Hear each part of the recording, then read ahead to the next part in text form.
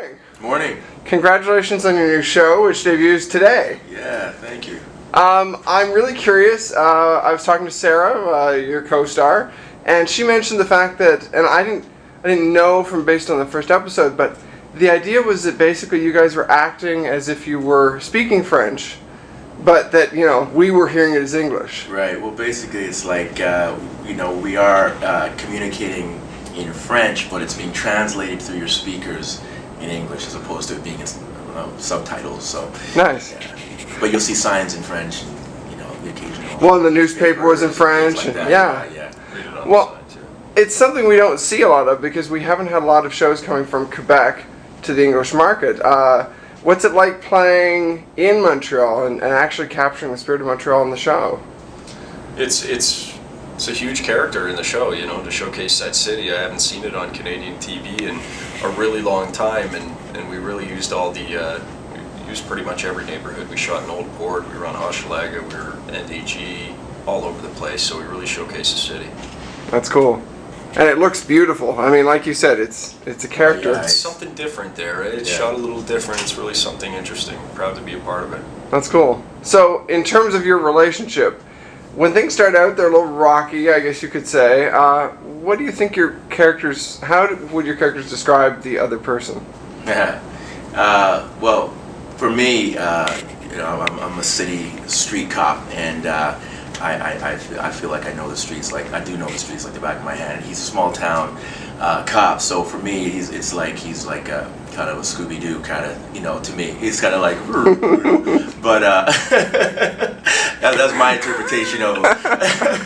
But yeah, he's very by the book. But my character will bend the rules a little bit to get the job done. Right. He's not he doesn't go by things in the most conventional means. So on the other side, Nick is a straight up jerk. There's no other way around it. Ben isn't the only guy who thinks so. Right. He just drives such a hard bargain. He is such a wall up, doesn't let anybody in. People try to extend the olive branch constantly, and he just smacks it away. He's a really impossible fella, so it's something that Ben has to chip away at over the course of the series. Well, now that's the next question. As the show progresses, how do you think the characters influence each other? I think that they will see the similarities within each other. I think that we're both flawed and we're both different, but there's still there's a connection there, and I think that over time that's going to be evident, and that's what's going to kind of bring us together, as the season progresses. Yeah, I'm trying to be careful because I don't know how much we can give away, but the one thing about the pilot that I like and the tragedy in it all is that they're both so damaged, they're both so sad, and they both really need somebody, they're both really feeling alone, but due to the circumstances they just can't come together, they can't connect for a lot of different reasons. And, we're like the magnets that just can't just repel each other. Right. And where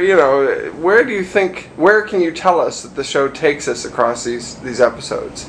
Where does the first season go? That's a tough one. What can we say? What can we say? Yeah. Where does the first season go? Well, is it a bonding experience? Is it an adventure together? It's just the relationships that these two characters are going through. There's just so much conflict, and I think that. It's just them dealing with it and trying to come to terms with it so that they can, function and do their job, as best as possible. But, it's really hard to put it into words because without giving away, any particular points. Yeah. So, but what I love about the show is just these characters are just so realistic, and I think that the audience is going to be able to connect with these characters and what they're going through, and to be able to reflect and see a lot of they'll be able to identify with things in their own lives.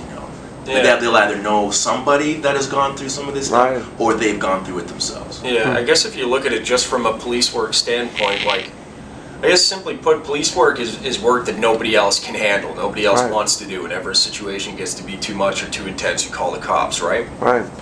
So you run through, like, I think the reason cop dramas are so popular is because police work is such is just such a breeding ground for natural drama, you know, like the situations they deal with on a day-to-day basis, whether it be like physically or abusive people, you know, like riot situations, Yeah. you know, like Domestic abuse. yeah, Right. exactly. You show up to these things and then you take them home with you, you know, so you add in like your problems in your personal life and your private life, and I mean, like that's drama right Right. there. Yeah.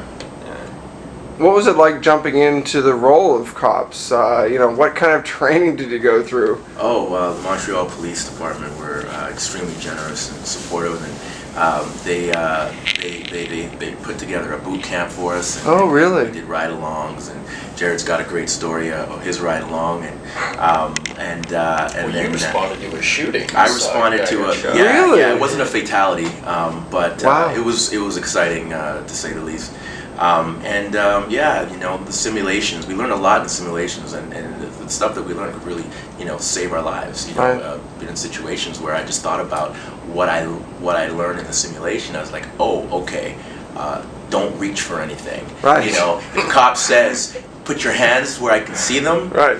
Put your hands where they. Yeah. You know what I mean? Don't be like, oh, well, I mean, Hang on, I've it's, got it's, it's just my phone. It's just no. So. But that's another story. Yeah, you know, with the simulator, like it was crazy because you step in and it's like a video game, except you have like guns that are wired to, like, it's exactly like a video game. You have Right. guns that are wired to the screen. If you shoot, it shoots. Yeah. But what's going on the screen that you have to react to is a guy that's like probably going to pull a gun or something. And if the guy pulls it out and shoots, they've got this thing above that fires marbles at you. Are you And a couple- serious? Yeah, Yeah. flying. So like a couple of us like got pinged with Welts. them. They had one like bounce off a wall and like fly like right past my ear the day before we were supposed to go to camera, and I was pretty cross after. I was like, man, that thing would have like taken my ear off. These are flying like, and they huck 'em at you. And Just a few extra hours in the makeup chair for this guy. That would have been. couldn't believe it. So, but yeah, That was it. the Montreal. No, you don't.